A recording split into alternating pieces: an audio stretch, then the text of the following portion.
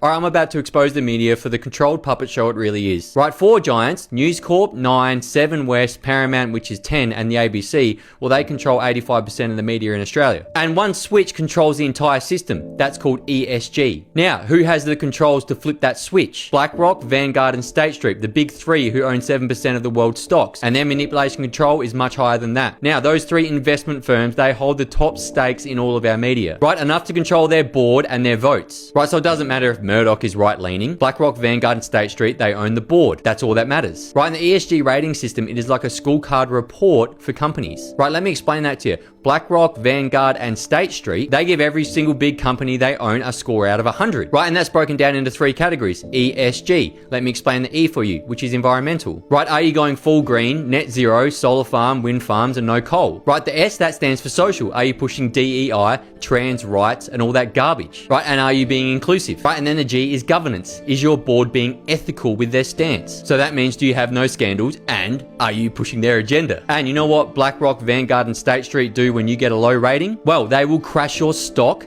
they will cut funding, and they will pull their ad revenue. Right, media companies, they live and die by this score, so they obey. Right, and this is the crazy part that is going to blow your socks away. Who makes the rules for that rating system? You guessed it, the World Economic Forum. They work with BlackRock to create an ESG scorecard that's used by over 200 global giants. And then the WEF, well, they had a sustainable media program where they pumped $100 billion to ensure that if companies followed the ESG ratings, well, they would get that funding. And then you ask yourself, where did that funding come from? So what do? They all follow the script. Net zero, open borders, gender crap, or you lose your funding. I mean, the question to ask yourself now, who owns BlackRock, Vanguard, and State Street?